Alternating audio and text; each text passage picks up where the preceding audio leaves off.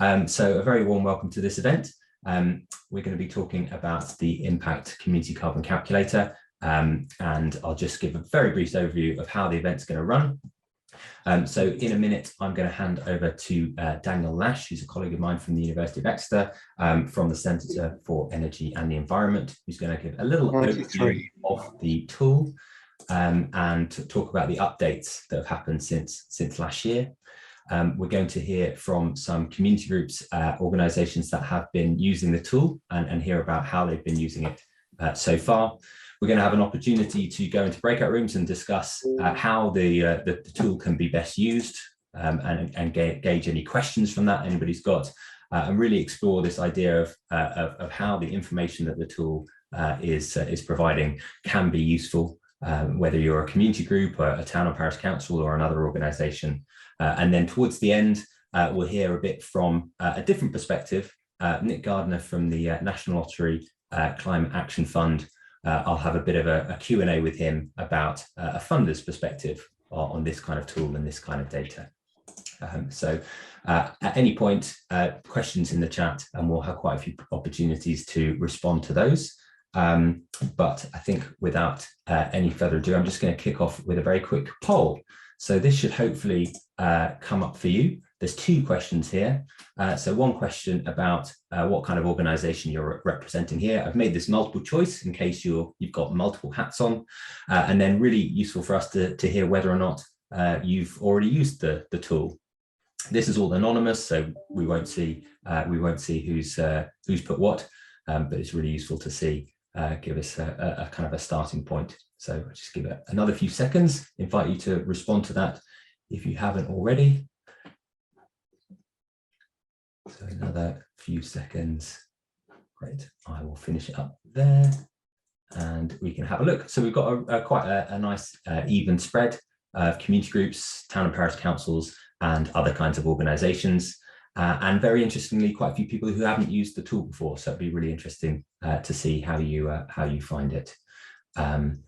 Right, so I will stop there. Grand. Okay, so now I will hand over to Daniel, who'll talk a bit more about the tool and some of the updates that have happened in the last year. Dan, over to you. My name's Dan Lash. I'm from the University of Exeter, and I'm just going to give a quick 10-minute update on the tool. That poll was really interesting, actually. It seems like just over a quarter of you have already used the tool, which is great. The other 3/4 of you haven't. I am hoping you at least know a bit of background, but if not, don't worry, I'll just do a quick introduction to the background of the tool, why we created it, and broadly speaking, how it works. So in terms of background, why did we make a tool? Well, I'm based at the University of Exeter in a research group, and we work a lot with local authorities, and we had many parish groups kind of speculatively approaching us, asking us to calculate their carbon footprint. Unbeknownst to us at the same time, the Centre for Sustainable Energy in Bristol also had the same issue with parishes coming to them asking them to calculate their carbon footprints. Because there wasn't such a tool out there for people to use. There's lots of other tools aimed at local authorities or individual households, but nothing out there aimed at parishes. We found out that each other were working on a similar thing, and we decided to, rather than creating two competing tools, to pool our resources together to create something bigger and better. And the aim of what we were trying to do was to create something that was easy to use for parishes, that could be repeatable and that could be updatable in line with new data, that would be relevant to all potential sectors covering all greenhouse gases, that took data from the most reputable sources we could possibly get, and that could be used as to drive change or to inform local decision making or where to put resources. We also wanted to try and make sure it was consistent with things like current local authority footprinting. One thing I'd just like to touch on and explain, because it's something that our tool does a bit differently to other things that are out there, and this is to do with what do we mean by a carbon footprint. Broadly speaking, there are two kinds of footprint. One is known as a territorial footprint, and one is known as a consumption-based footprint. Territorial footprints are emissions that arise within some geographical boundary. So that could be emissions that happen within the country or within a county, or in our case, within a parish. So that includes anything that happens within the boundary. So any roads that pass through it, any industry that's located in it, any farmland and agriculture within a parish, that would all be counted within a territorial footprint. The only slight exception to that in our counting is things like electricity, which in many cases is produced centrally in power stations and the like. This differs from consumption-based footprints, which is more to do with the impact of households that live within a place, in our case, a parish. In other words, the consumption of households within parishes, be that the energy used to heat their homes, the fuel they put in their vehicles, the appliances that they buy, the holidays they go on, the food they buy from the supermarket, and so on. So there's some overlap between them, but there are also some key differences. And the graph on the right shows for the UK what the total emissions are under both approaches. So the blue line are consumption emissions and the red line is production emissions. And that shows that in terms of a country, our consumption emissions are higher, and that's because we import a lot of goods. We import more than we export. I'm bringing up this distinction because uniquely our tool reports under both, depending on what you might find most helpful. And part of the reason for this is because depending on the scale that you're looking at, the relevance of these different types of footprints becomes more or less significant. So at a global level, in theory, both footprints should return exactly the same answer. At a national level, and in terms of greenhouse gas and climate change targets, countries sign up on a territorial basis when they make commitments to reduce their emissions. At a local authority level, again, reporting tends to be at a territorial resolution, whereas if you've ever done an individual calculator, for example, the WWF, that will have been on a consumption basis. What we're looking at is a parish, which is somewhere between a household and a local authority. And because there was a gap there, it's not clear which is most useful. And so we've done both. I'm not going to massively go into the detail for how we produce the results. There is a methodology paper on the Impact website. So if you're that way inclined and you want to kind of understand the data and the method behind it, you can go in there and read it. And there are frequently asked questions as well around some of the more common themes. Broadly speaking, though, the approach we've done and the method for the territorial footprint we did at Exeter and the consumption footprint was done at CSE was for the territorial footprint, we tended to use key national data sets and used mapping exercises to apportion emissions to parish geography. And we looked at various categories which can be listed on the left. That includes housing, industrial, commercial, what are known as F gases, in other words, refrigerants, transport, waste, agriculture, and land use change. And the consumption footprint, which worked slightly differently in terms of method, but started with address level data and combined things like the Experian data set, which is kind of expensive commercial data, which is based on consumer spending, together with other data sets to try and estimate from spend data and other data sets what emissions at a household level will be, and then aggregating those up within parishes. And the categories of the consumption footprint looked at housing, transport, which was split into vehicles, public transport and flying, food, goods and services, and waste and recycling. In terms of how it works, as the poll showed at the start, 3/4 of you haven't used it yet. So the URL is up there, impacttool.org.uk. It's quick and simple to use. What we have effectively done is we've populated the tool with all the results. So we've pre-processed and calculated all the results for all the areas. All it takes is to go into the tool, find your place, and you can do that either if you have the name of your parish or your ward, or you can search by postcode now. You can type that in and you can instantly find the location you're looking at. You can find the results under a territorial or a consumption-based approach. You can look at the results either in terms of total emissions for your area or on a per household basis. And you can compare your results to other places that you might choose. Could be your neighbouring parish, or you could compare it to your local authority area or to national averages. The results can also be fully downloaded. So if you want the raw numbers to do anything with, you have those. And again, that can be done either for your parish or for all the parishes in the data set. So we're quite open about sharing that data. There's also detailed guidance, including on the method and in terms of some of the questions that have come up over and over again. Finally, in terms of updates, so we launched this earlier in 2021. We had really good attendance at the launch event. I think we had about 300 parishes in attendance. Since then, we have refined it further in that we've included ward data as well as parishes. So there was a bit of a key gap in that it was quite focused on rural areas, and the wards now mean that urban areas are now covered as well. Scotland and Wales are also now included. We have a postcode search functionality.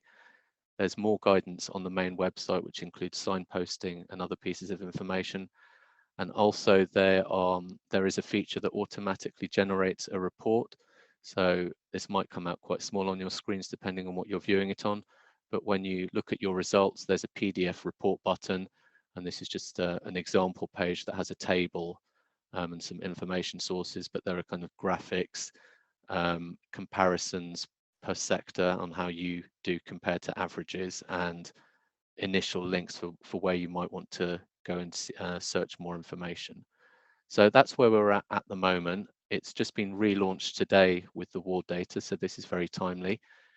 We would like to develop it further between ourselves and CSE. I should state at this point, we didn't have a huge budget for the initial piece of work, and we don't have any budget at this point in time to take things forward.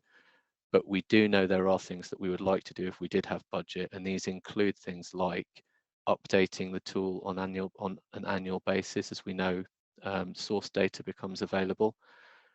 It would be neat to integrate this sort of approach with more of a bottom-up method where we could combine local data that's gathered. For example, if you as parishes were to go out and do a load of individual household footprints, using that data to supplement our kind of more high-level data. We would like it to be able to make more specific recommendations. And finally, quite a big one, we would like it to do projections and what if scenarios. So what if we could change this behavior or that behavior? So we know there's plenty more to do.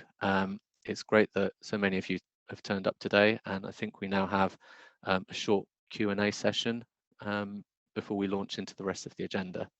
Thank you. Brilliant. Thank you, Daniel. Really, really useful to get the overview. So yes, we've got a bit of time now to look at some questions. Conscious that some of you have used this tool before and might be very familiar with it, and many of you it might be quite new. So please do put some questions in the chat, and if there's not a lot of questions and it all makes sense to you, great, we can move ahead with the rest of the event. But it's really useful if there's anything you're not sure about to ask that now, as it's a really good opportunity while we've got the experts here.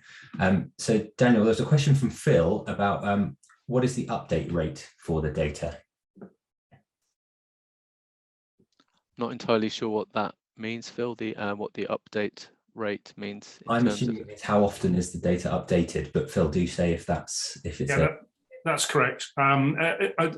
Things change. I think you sort of answered it by saying you're going to do it annually, and that for a parish council is probably enough. But I see there is another question about how does it pick up when somebody's heating system changes? If we're going to do house footprints, then how do we update that and to you so you can update the data, and B, is that going to be an ongoing process considering you haven't got any funding for this or much funding?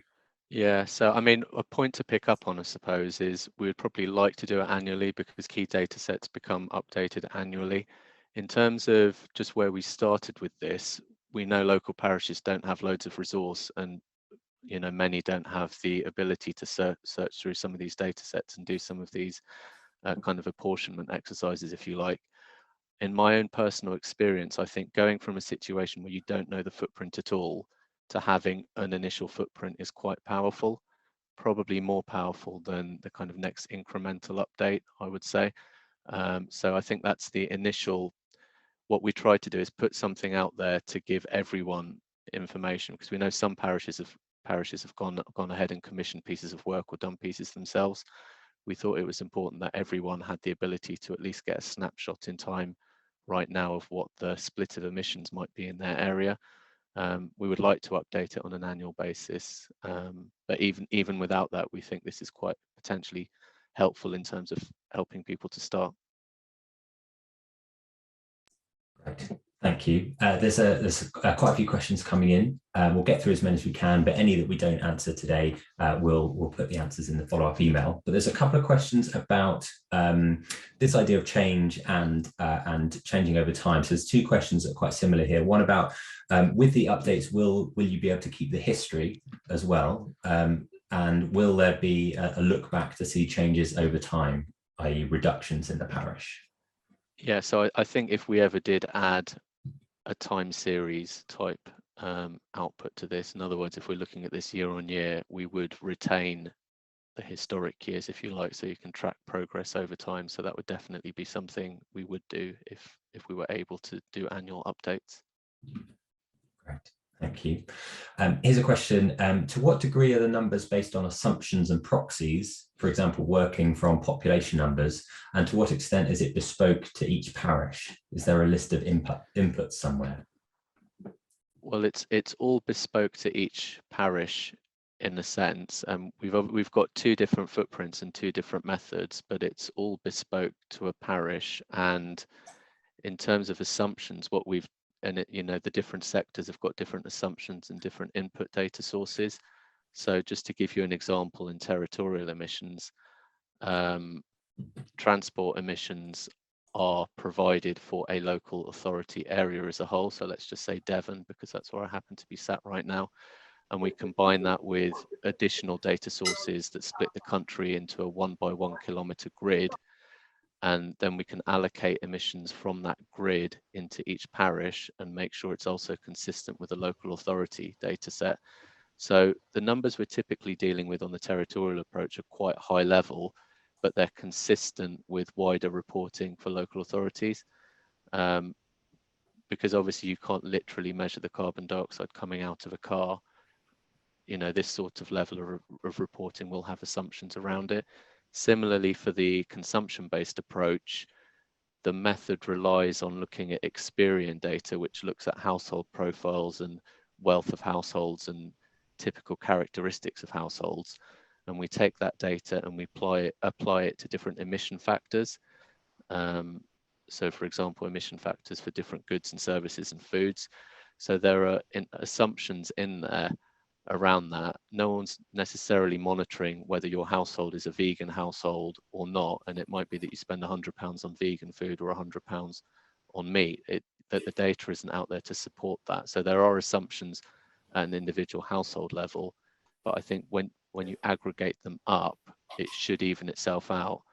What would be powerful is if this sort of approach could be supplemented with work on the ground in your parishes, if that obviously is possible to do in parish organisations. When you start having those conversations with each other, look at the footprint and say, well, actually, how well does this reflect what we're doing as a household? Because you will have, this is just an average value per household, what it's reporting. There'll be a lot of variance within the parish depending on individual behaviours.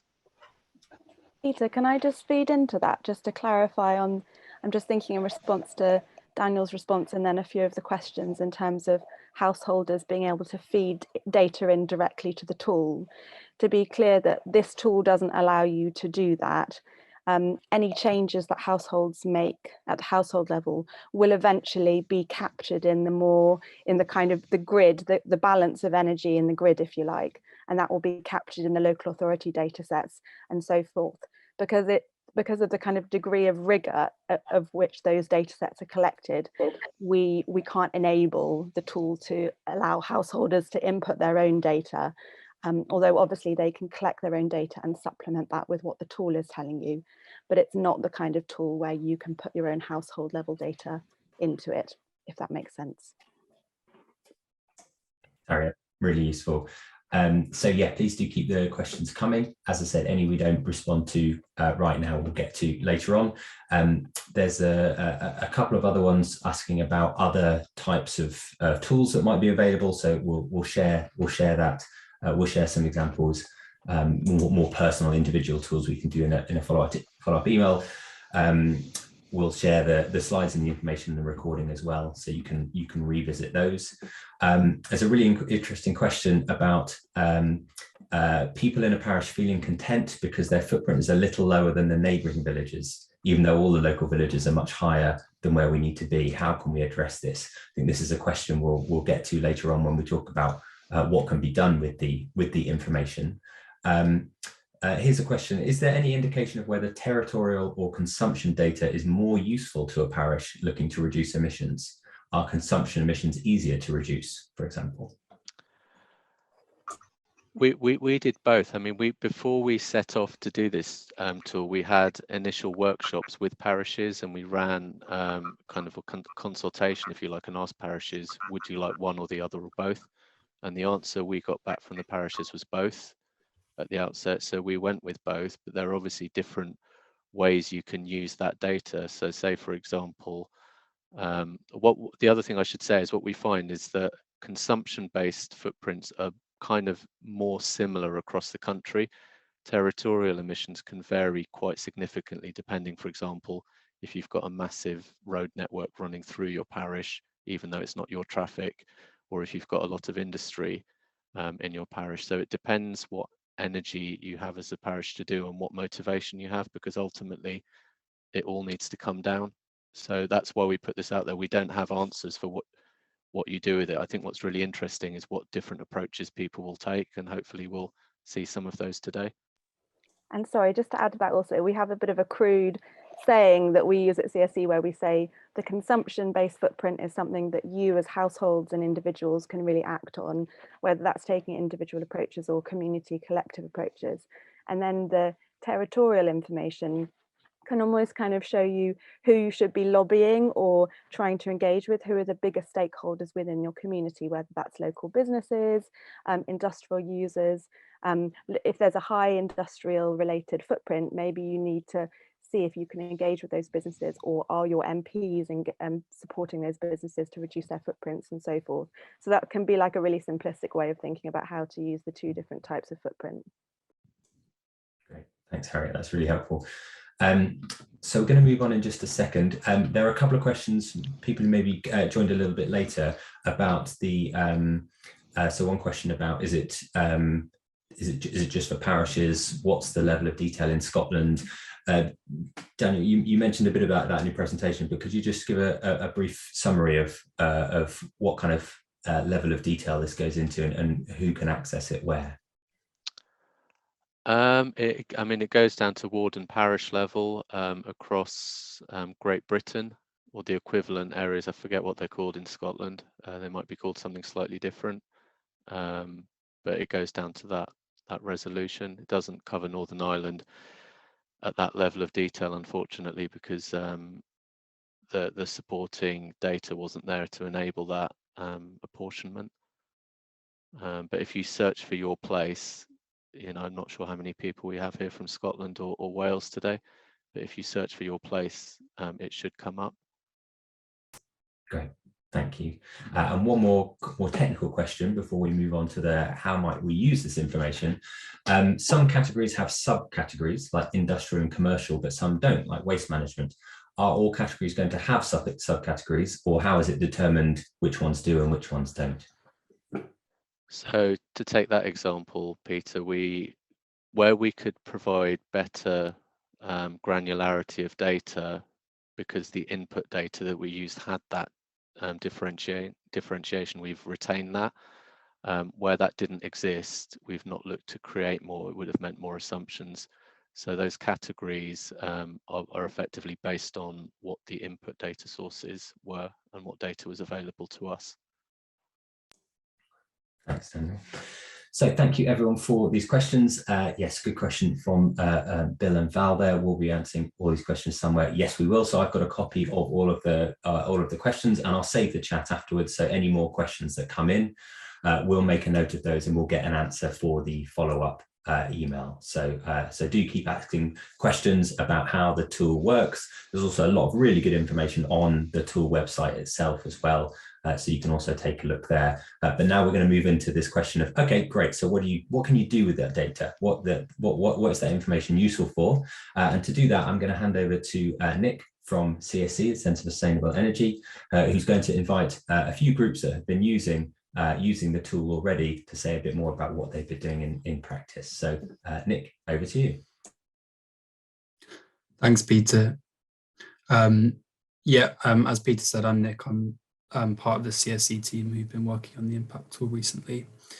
As Daniel introduced, as part of the latest updates to the tool, we've been trying to collate a series of case studies of different groups who, since the tool launched in 2021, have been using the tool and its data to start sort of understanding their footprint a little bit better, and to start basically thinking about how they can lower their footprint. We've got 3 groups who have very kindly volunteered to give a few minutes on how they've been using their data in their specific area. We've got a sort of range of groups in a range of different areas, so hopefully there might be some really good ideas for everyone to take forward from today. So without further ado, I think I will hand over to Steve Percy first, from Itchen Valley Parish Council, to tell us a little bit more about what he's been doing over the last few months. Yeah, thank you, Nick. Can you hear me? Okay. Yeah, loud and clear. Yep. I'm on the Itchen Valley Parish Council, and I'm chair of our little environment committee. I mean, the main thing that we've been doing over the last year or so is really campaigning, providing information to residents, providing a bit of leadership, I hope, and some encouragement about tackling the climate crisis. So we were delighted to receive the tool. I think we got it from our contacts in Winnack. And the first thing that we did was to summarize for our parish in 500 or 600 words in our Valley magazine here, and just tried to summarize the whole results, and concluded that by saying, well, there's 3 things we can do, folks. 3 big things: minimizing air travel, eating less meat and dairy, and decarbonizing home heating. And in subsequent editions of our magazine, we had specific articles about air travel, about diet, and about how to decarbonize home heating, which gave a little bit more detail. Between Christmas and New Year, we hand delivered to every household in the valley, around 600 households, a household carbon reduction plan. We invited every member, every household to produce their own carbon plan, with ideas about what they could do, etc., etc. We very much used the headings that we'd find in the report. So we're focusing in on home energy use, travel, diet, etc., etc., to try and encourage people to think about, climate change and addressing their carbon footprint. In the coming months, we are looking to do a environmental survey to discover more about attitudes and behaviors of people in our residents, about what they're doing, what they're planning to do, etc., etc. Other actions that we're taking is to plant trees on parish council land. We're halfway through a program of planting 100 trees. We've also encouraged people to join the Queen's Green Canopy, and we have commitments from 110 residents to plant a tree in their garden. We're continuing to use the Valley magazine to show good best practice. I have an article this month about a company that was started in our village, Jude's Ice Cream, which is now becoming a national concern. They have just become the first carbon negative ice cream company in the country. And so we're trying to giving information about how they achieve that, and encouraging people to think about how this might apply in their own lives. We're doing other things like we're envisaging running an environmental fair in one of the village halls when COVID allows. We've got a major exercise on upgrading, maintaining our footpaths, and in discussions with local landowners to hopefully open some new footpaths. And another small idea is to encourage car sharing for going into Winchester for shopping and recreational purposes. Finally, the one thing I'd like to say is I've just had through WINAC a super homes survey of my house, and I have the report telling me what I should do to reduce my carbon footprint in my home house, and I'll be sharing that experience with neighbours. That's all I have to say. Thanks, Steve. That's great. That carbon negative ice cream sounds good. Steve, there was a few people in the chat asking to see some of your materials. So if you're happy, we can chat afterwards about distributing them maybe. Yeah. I might hand over next to Chris Martin from Footsteps in Birmingham. Chris, are you happy to take the floor? You're on mute at the moment, Chris. Yes, thanks very much for inviting me.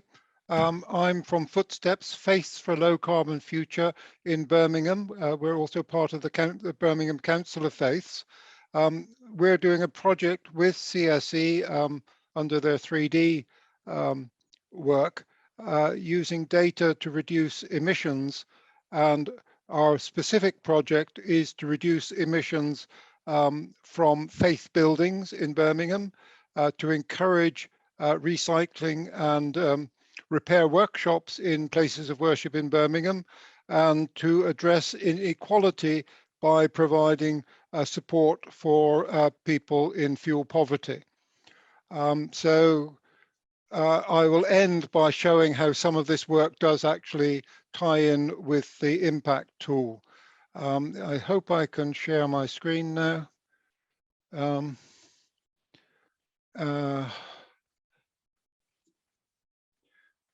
Okay, so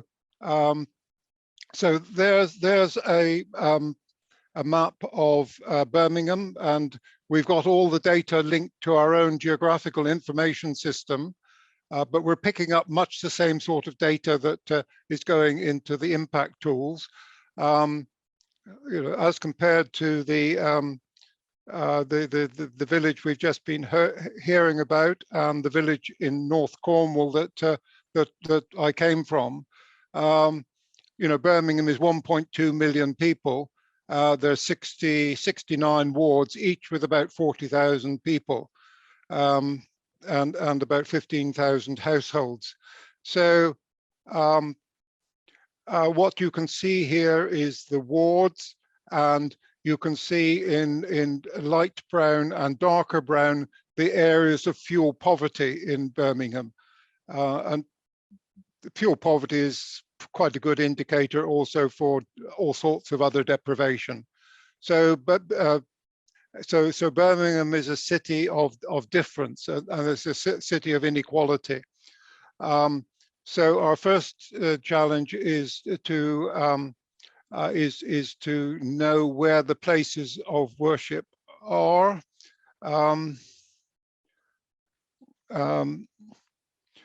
Yeah, so we're sort of to find the places of worship to work with. We are, you know, we've got a mapping approach, and we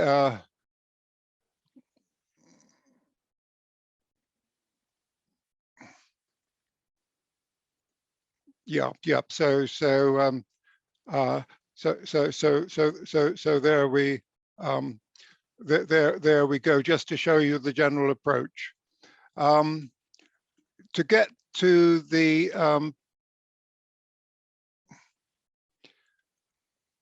I'm trying now to show you how the tool relates to this work.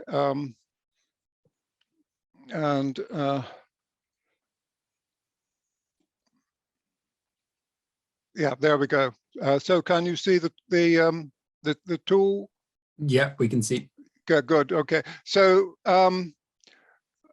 we're not a village, and the way that we can envisage using the impact tool and probably more crucially the information underlying the impact tool, because we have access to all of the data for Birmingham, is by comparing wards and then identifying the questions which really need to be addressed in different wards.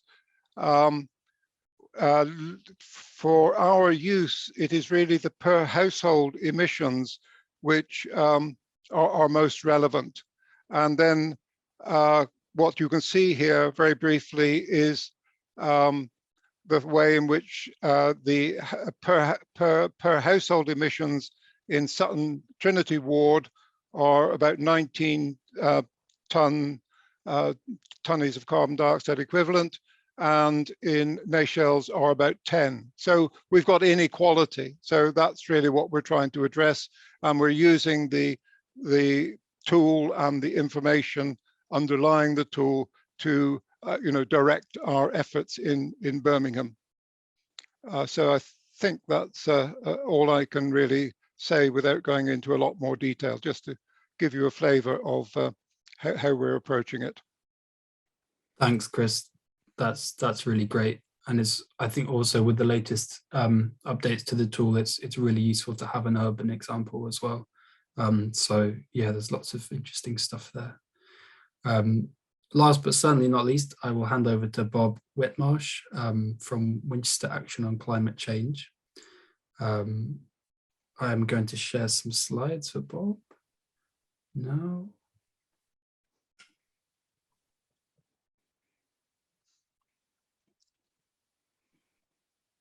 Does that look okay, Bob? Okay, thanks very much, Nick. Yeah, I hope you can see the slides.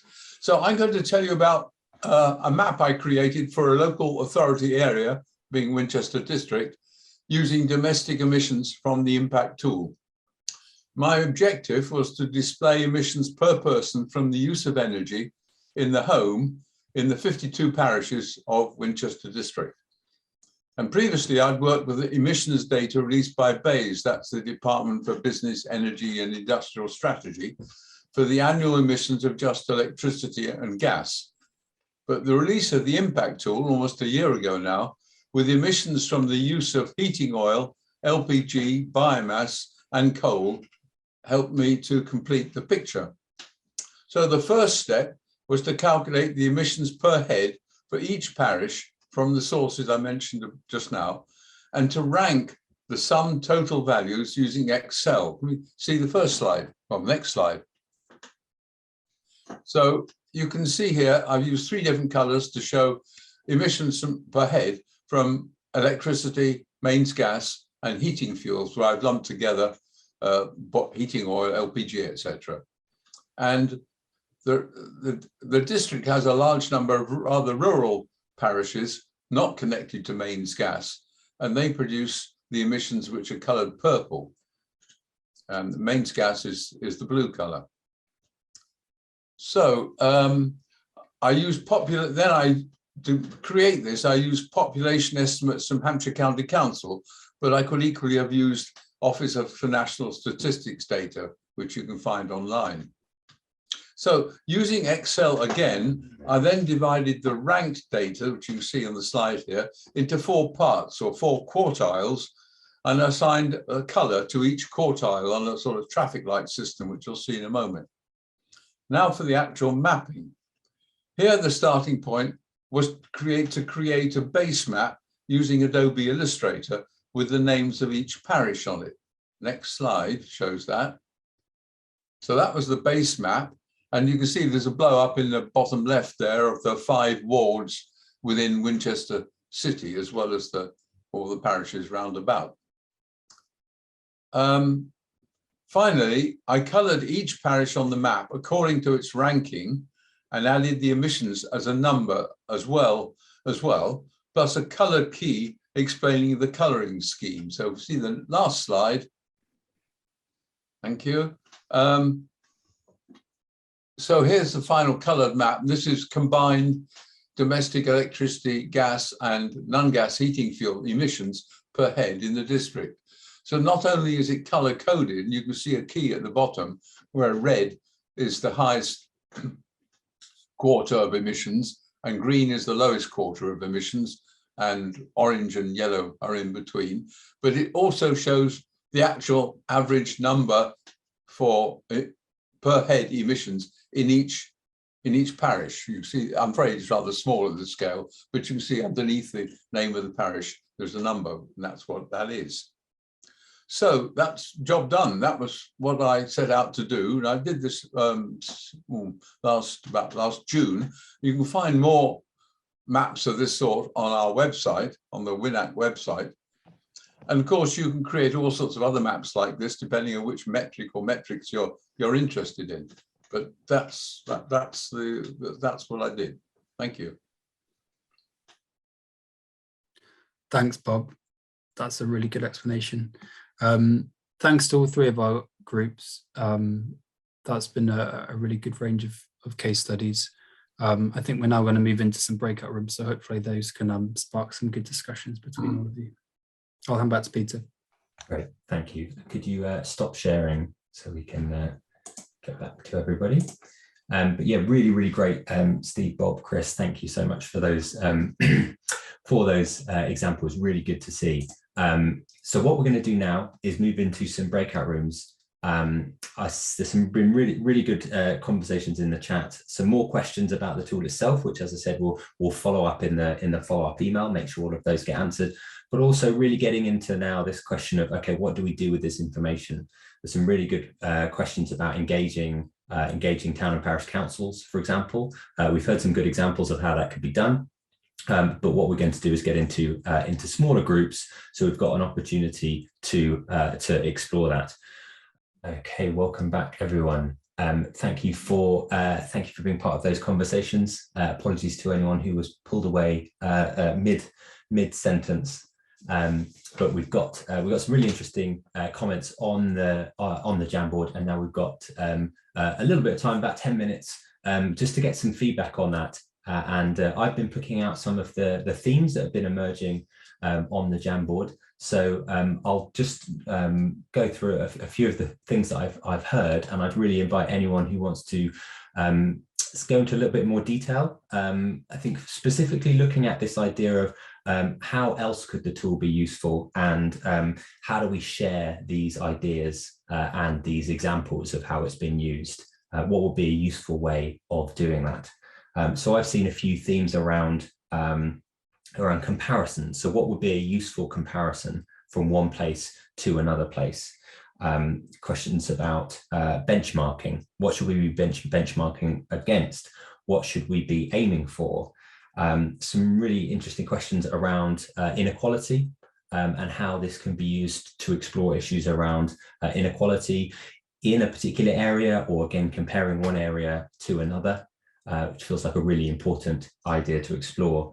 And then there was a really strong theme as well about communication. How can this be used to communicate and influence others, whether that's a community, whether that's a council or businesses? So there are a few comments around, could we have tips about ways to present and communicate this data, for example, to get people on board? We've also got some more comments coming through on the chat, so thank you for that. So I'd really welcome anyone in any of the discussions wanted to share anything that thought would be useful for others to hear, or any thoughts about, you know, how do we make this tool as useful as it can possibly be, and keep sharing these ideas.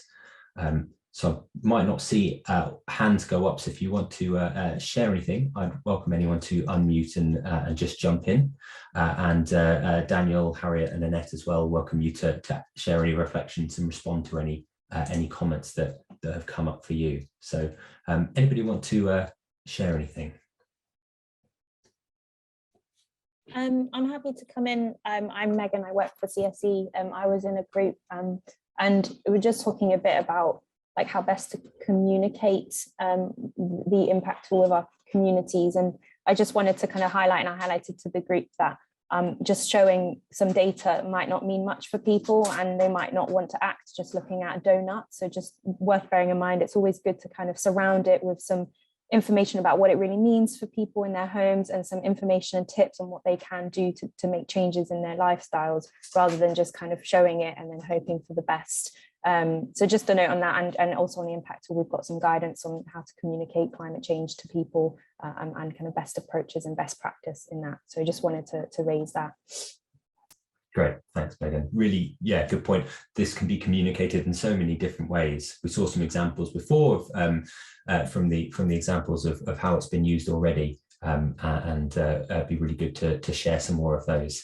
Any other thoughts or comments or questions? Phil, yeah.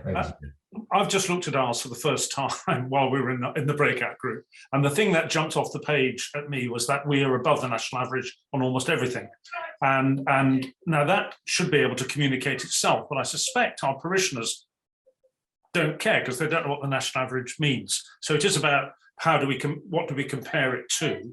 Being able to compare with our neighbours down the road, and I noticed Stilton Marsh are on, and I suspect Froome have got people on here as well, would be very useful. But we are, even though we're very close to each other, we do have individual things. But the key thing is, how do we take that being above the national average and be given the best practice to prioritise things that householders can do easily? Where are the quick wins? And so if you've got a plus 50% on everything, for example, as an average, where do you jump in, and where is the best practice for that to start engaging people? Because I think the communications issue, this will become a rolling issue. You've got to start the snowball rolling to create the avalanche, and we haven't done that yet. And so it's where we break into this, and I'm interested in getting some guidance on that. Can I just say something? Hi Phil, I'm Val from Dilton Marsh. Hi. One of the things that I said in our breakout group was I think it would be good if we had a thermal imaging camera, and we could maybe share it with other parishes and go around and ask people if they wanted the thermal imaging of their own house, because people don't know, and it would give them a really good idea about their own emissions, because I think people need to see things, not just have, as you say, the donuts, but to actually see things.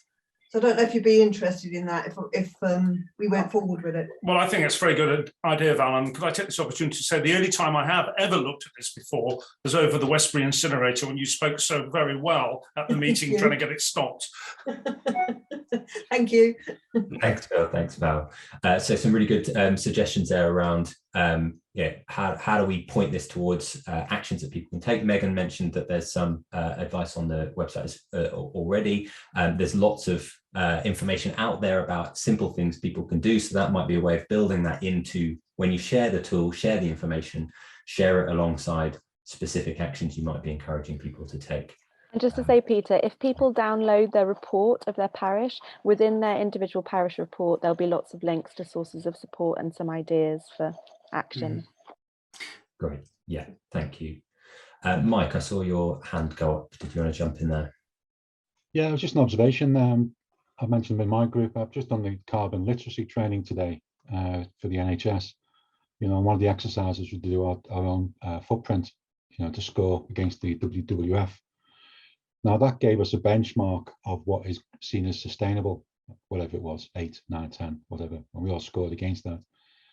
Can we not put that in here so people can see what is that? Because at the moment we're just comparing, we might be comparing parishes, but they're both unsustainable. We don't know what, there's no indication of, well, actually, we're just comparing against the average. Well, we don't know. I'm guessing that isn't sustainable at the moment. So if we actually put in, well, this is where you need to get to, it will give a bit of a target, I think. Because to me, it doesn't really help me to get the message over about where you need to get to. Don't know if that helps. Yeah, no, thank you, Mike. This is a really good point and comes back to this question of communication. How do we communicate it? The information alone isn't necessarily going to do that. I think that's another area where our collective knowledge together, we can answer those questions and share ideas of where that might have worked, what's been helpful at getting that message across, that this is where we are, this is how it compares, but we all need to be getting much closer to zero. Catherine, do you want to come in here? Oh yes, hello everyone. So my quick thing is the thing that we struggle with. So I'm the climate change officer for East Devon District Council. Is about building engagement. You know, we've got some very committed people with our community groups and through some of our Extinction Rebellion groups and things like that. But actually building engagement amongst the majority of our residents. You know, I try to do my environmentalism by a stealth approach, which is where we do other things and it has an environmental benefit, but that's not the main focus. But building engagement is really hard. You know, the bad news, the doom and gloom turns people off. And so I don't know. So, you know, there's 81 people here. If anyone's got any great ideas, you know, whiz them at me. I'd love to hear. Thank you. Thanks, Catherine. Great invitation there. For any suggestions, do get them in the chat. We'll copy all of the comments, the questions from the chat, and make sure everything gets shared. I think some really good expertise and knowledge in this space that we don't want to lose. Fuad, do you want to come in here? Yes, just to say about targets, I think a useful target is what we need to do to stay within 1.5 degrees C. And that can be easily translated into a carbon footprint, an annual carbon footprint, a budget, if you like, over a number of years. So I think the question of target is very important. So including it in the tool would be very useful. And yeah. Right, thank you.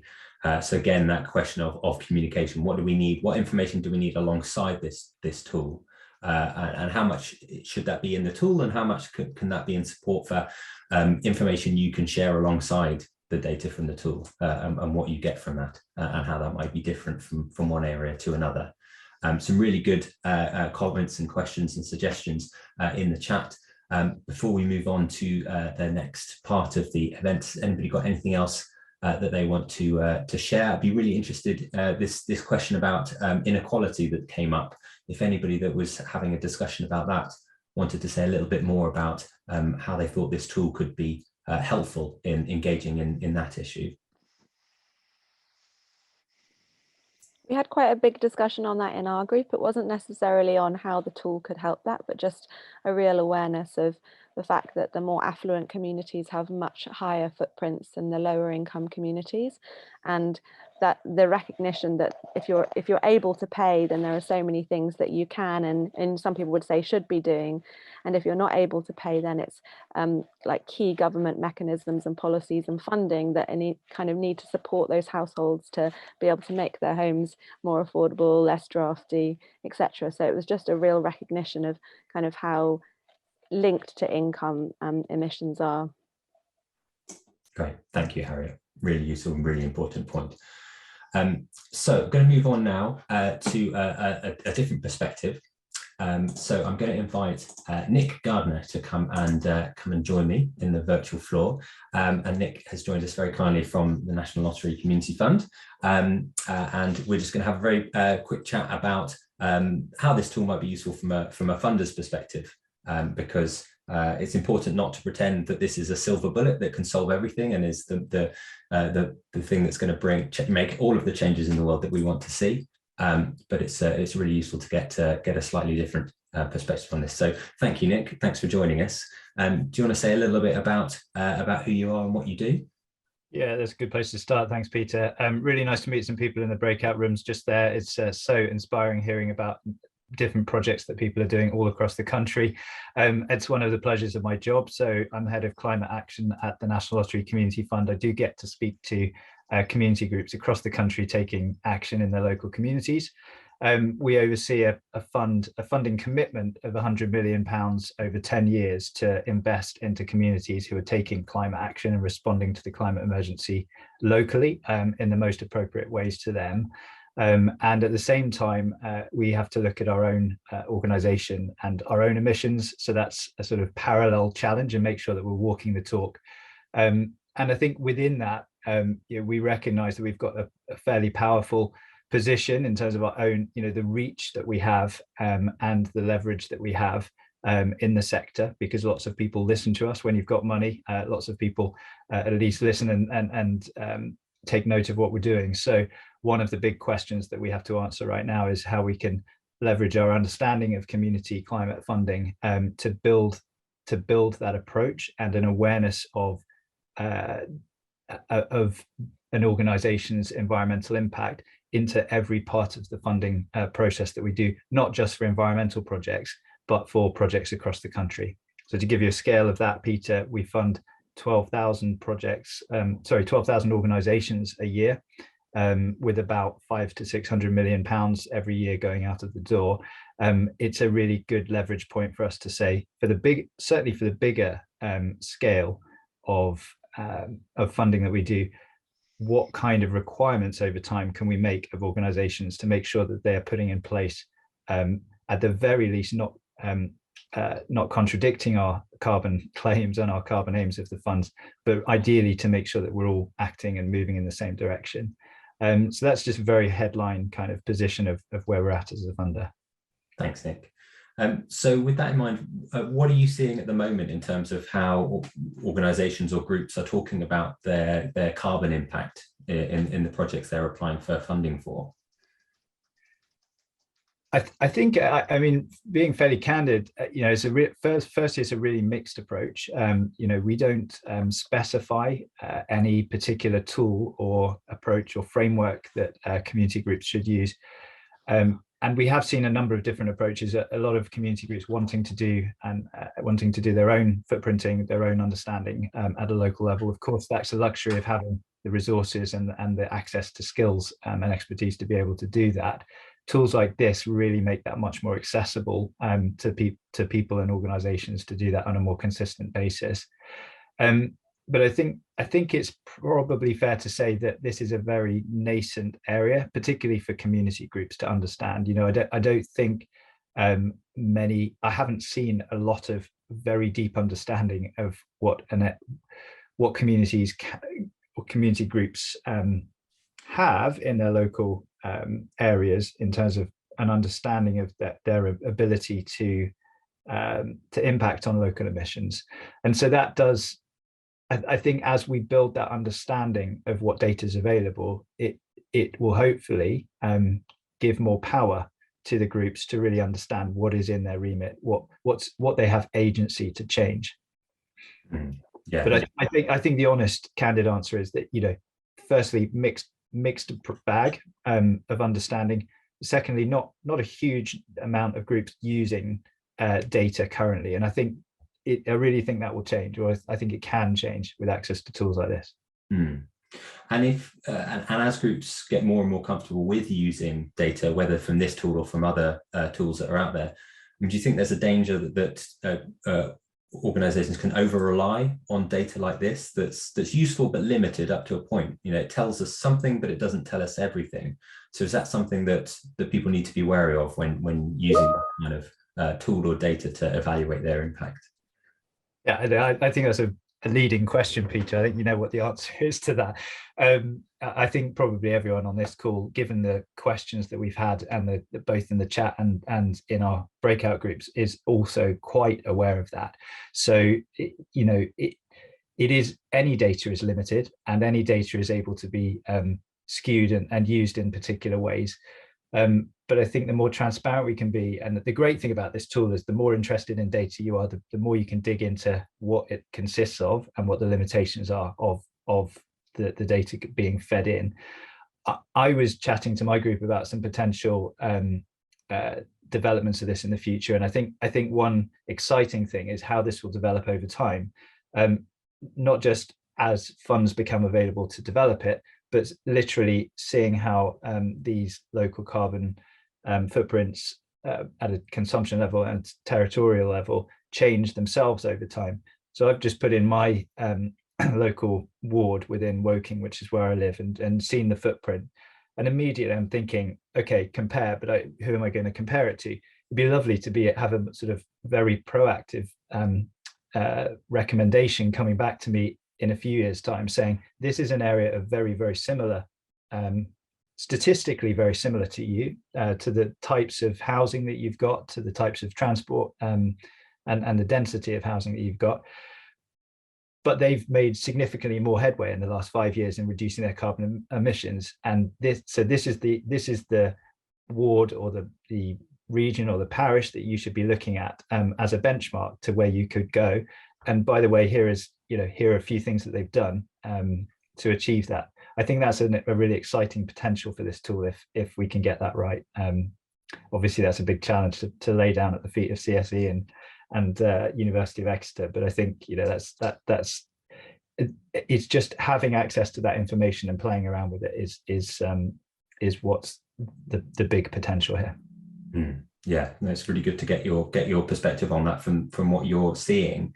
One final question. There's been a lot of questions around communication and kind of how to influence people. So what other ways have you seen that communities are demonstrating the impact they've had, or parish councils, organisations demonstrating a local impact on the climate emergency in other ways? Have you seen any kind of interesting examples of that might be things that people could do alongside using the tool, for example?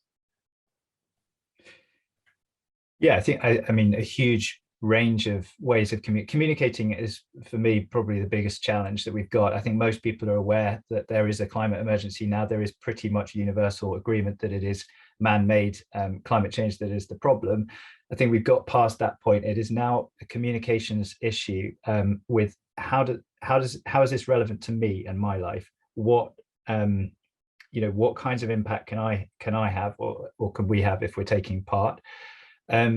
And simply how to make it a priority for the kinds of challenges that I face in my day-to-day life. I think those kind of communications issues are really important. A lot of the groups that we fund, we see a real range of approaches there. Sometimes very traditional approaches around leaflets, flyering, etc. I think we heard a few examples on the call earlier today. Some using more modern technology, videos, interviews, case studies. I think the key thing that comes back to is people.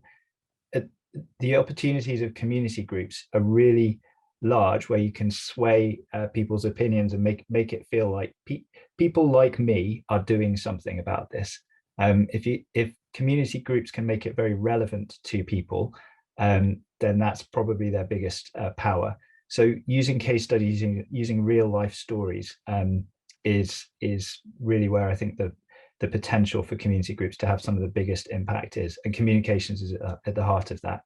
I do know one of our funded groups in Bristol it has been working with CSE to do sort of individual carbon footprinting of different communities within Bristol. And if we have time, probably don't have time actually within this call, but it'd be interesting to know how that marries up with this tool as well. But hopefully that's a reasonable enough answer for now. And I know you've got a couple of things to wind up with too. Great, thank you, Nick. Really appreciate you joining and sharing that.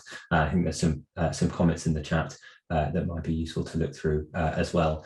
But I'm going to start finishing up this call now, and to do that, we're just going to talk a little bit about what happens next.